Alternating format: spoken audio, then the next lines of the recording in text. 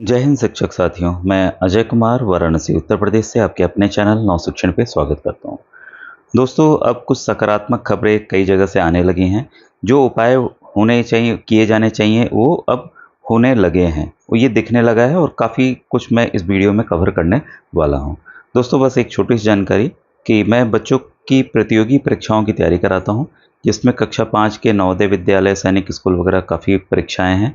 और कक्षा 8 में एनएमएमएस एग्ज़ाम हुआ, राष्ट्रीय आईएम योग्यता छात्रवृत्ति परीक्षा श्रेष्ठा योजना।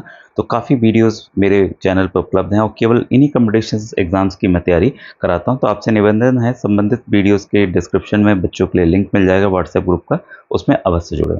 अब आइए आज के मैटर पे आते हैं। पहले तो आपका सभी का बहुत-बहुत धन्यवाद कि आप मेरे वीडियोज़ को बहुत ज़्यादा पसंद कर रहे हैं। हमारे पास 3 ऑप्शन थे।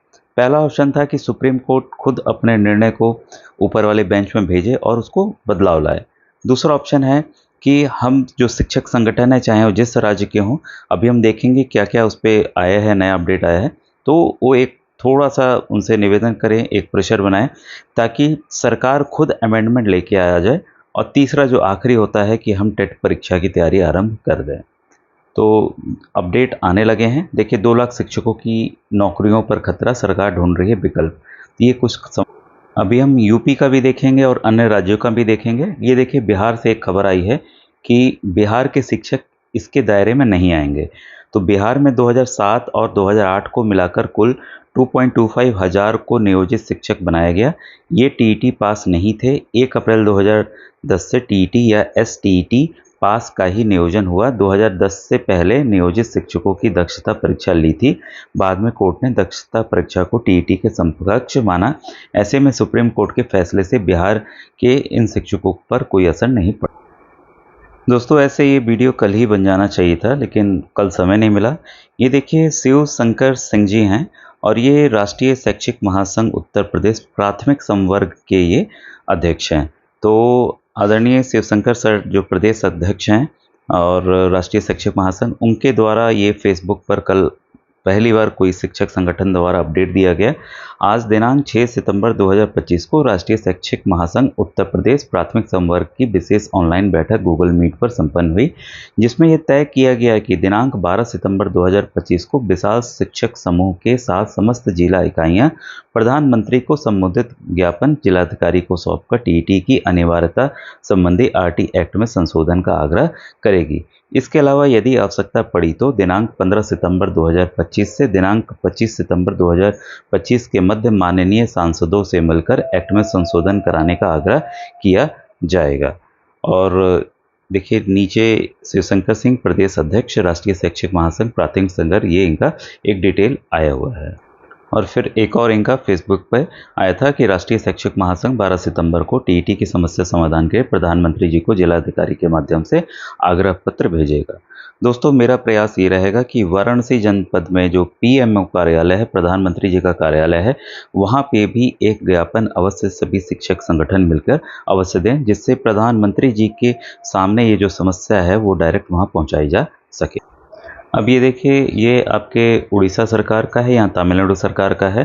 तो इसमें देखिए, जो उड़ीसा सरकार का है, स्कूल और मास एजुकेशन मंत्री, थोड़ा-सा नाम इनका छिपरा में, कहा है कि सरकार निर्णय को सावधानी से समीक्षा करेगी और शिक्षकों के हितों को प्राथमिकता देते हुए कार्रवाई करेगी। उन्होंने यह भी कहा कि राज्य दूसरे राज्यों की प्रतिक्रिया देखेगा और उसके आधार पर निर्णय लेगा। वहीं तमिलनाडु सरकार द्वारा स्कूल शिक्षा मंत्री अंबिल महेश ने कहा है कि राज्य सरकार केंद्रीय सरकार और राज्यों से परामर्श लेकर उचित कानूनी कदम उठाएगी। उन्होंने शिक्षक संघों की सलाह, विशेष टीईटी आयोजन या सुप्रीम कोर्ट में समीक्षा याचिका दाखिल करने जैसे विकल्पों पर भी विचार करने की बात कही है। तो देखिए, सभी चीज़ें आपके सामने आ रही है, जैसा मैंने आपसे बताया था कि हमारे पास जो ऑप्शंस बच रहे हैं। शिक्षक संघ, देखिए, जब तक हमें अगर दर्द हुआ है, हमें अगर परेशानी हुई है, तो अगर हम अपनी बात नहीं पहुँचाएँगे, अगर नहीं बताएँगे, तो कैसे हमें उसका समाधान मिलेगा। तो मैं यह आग्रह करूँगा, जो टुकड़ों-टुकड़ों में हम अलग-अलग संघों के रूप में जा रहे हैं, अगर सभी मिलकर एक साथ इस चीज़ को एक संयुक्त मोर्चा बनाया जाए और इस पे कार्य करें, तो इस पे मुझे लगता है जल्द ही सफलता मिलेगी। विशेष टीईटी का भी आयोजन किया जा सकता है और बेस्ट रहे कि इसके आयोजन की नौबत ही ना पड़े। ठीक है?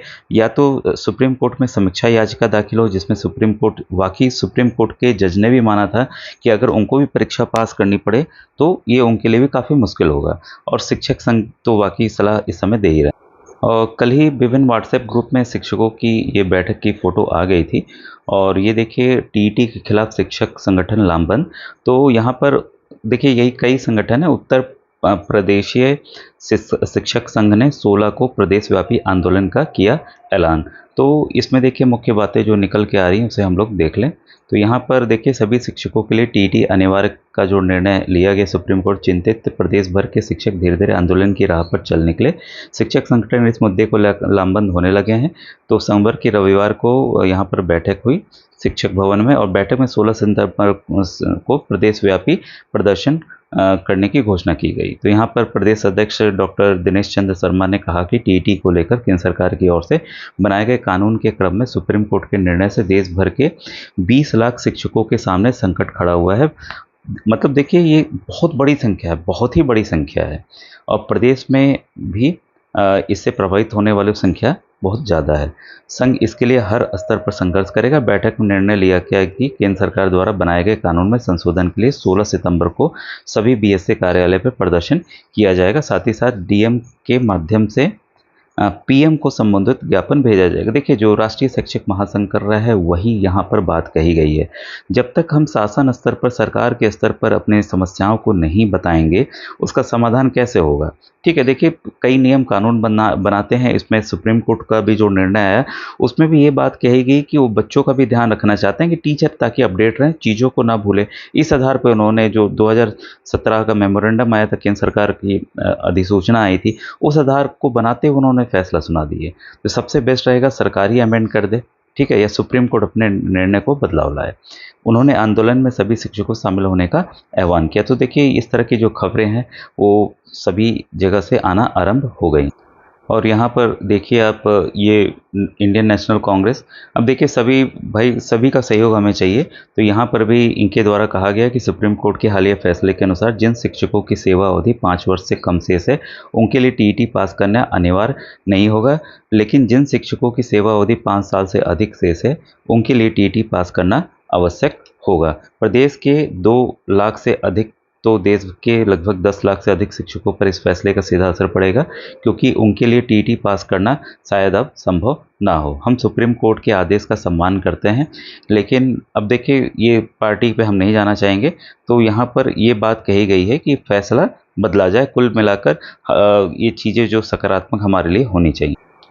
आप सभी लोग अमिताभ अग्निहोत्री जी को जानते होंगे जो बेसिक शिक्षा की जो समस्याएं हैं वो लगातार एकदम गंभीर मसलों पर ये वाद विवाद बहुत अच्छे से रखते हैं। उन्होंने भी देखिए लिखा है, एक दौर में प्राइमरी टीचर के लिए न्यूनतम अर्हता 12वीं थी। ये क्लियर है, जो 12वीं अभी भी हैं काफ़ी लोग हैं तो वो कैसे भाई टेट तो दे ही नहीं सकते, उनका ग्रेजुएशन चाहिए। फिर स्नातक हुई, इसके बाद विशेष बीटीसीआई 2011 में टेट अनिवार्य हुआ। अब सुप्रीम कोर्ट का फैसला है कि हर पुराने टीचर को नॉन टेट हैं 2 साल के भीतर टेट पास करना होगा। मेरी दृष्टि में 2011 से पहले की भर्तियों पर यह व्यवस्था लागू करना उचित नहीं होगा। भर्ती के समय की न्यूनतम अर्हता सेवा काल में नहीं बदली जानी चाहिए। ये तो सही बात है, जब भर्ती हो गई भाई हमारी, तब बाद में उसके जो न्यूनतम अर्हता उसको कैसे बदला जा सकता। अब देखिए ये पत्र है आपके सामने, Uttar Pradesh प्रदेशीय junior high school पूर्व माध्यमिक शिक्षक संघ का। तो इन्होंने भी ये मांग पत्र जारी किया है और इन्होंने जो लिखा है, माननीय प्रधानमंत्री जी भारत सरकार और मानव संसाधन विकास मंत्री शिक्षा मंत्री भारत सरकार। विषय क्या है, माननीय सर्वोच्च न्यायालय द्वारा 1 सितंबर 2025 को शिक्षक पात्रता परीक्षा के विषय में देश के बेसिक शिक्षकों के संबंध में दिए गए निर्णय परम अध्यादेश पर लाकर संशोधित किए जाने के संबंध में। तो सेम चीज़ें यहाँ पर भी इस पत्र के शिक्षक संगठन के माध्यम से उठाई गई हैं।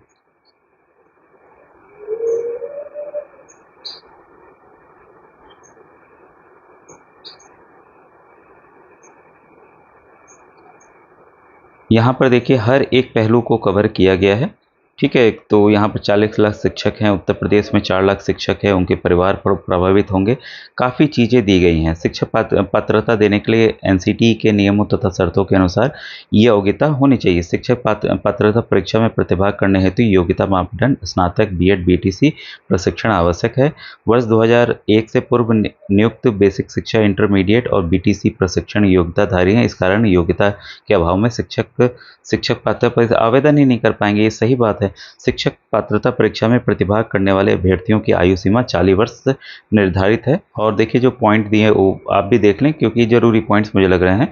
जबकि एनसीटी अधिसूचना एवं शिक्षा अधिकार अधिनियम लागू होने से पूर्व नियुक्त समस्त बेसिक शिक्षक निर्धारित आयु सीमा से अधिक आयु के हैं, इस कारण आवेदन ही नहीं कर पाएंगे।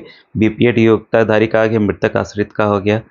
और विभाग द्वारा सर्वोच्च न्यायालय 2018 से योग्यता ये है। तो काफ़ी मुद्दों को इन्होंने सभी मुद्दों को कवर यहाँ करके पत्र भेजा है। तो ये प्रदेश अध्यक्ष हैं योगेश त्यागी जी, और नरेश कौशिक जी हैं प्रदेश महामंत्री जी। तो इनके द्वारा ये पत्र भेजा गया है। तो इस तरह से आप दोस्तों देख सकते हैं कि अब हर एक पहलू पर कार्य हो रहा है। आप सभी से निवेदन है, जब भी इस तरह का कुछ आए तो आप जरूर, जिस भी संगठन से आप जुड़े हैं, आप जरूर ज्ञापन देने जाएं। ठीक है, कोई रैली निकलती है, चाहे आप जिस राज्य के हों, उसमें जरूर प्रतिभाग करें, क्योंकि संख्या बल से ही तो सब कुछ होता है। संख्या बल से सरकारें चलती हैं। संख्या बल के आधार पर सरकार को पता चलता है कि क्या परेशानियों का सामना करना पड़ रहा है। तो आप जिस भी डीएम स्तर पर या सांसद विधायक के स्तर पर अगर आप कोई मांग पत्र देने जा रहे हैं, तो आप जरूर जाएं और सभी का साथ दें, क्योंकि जब सभी लोग साथ मिलकर कार्य करेंगे तभी समस्या का समाधान हो पाएगा। थैंक यू दोस्तों, थैंक यू वेरी मच।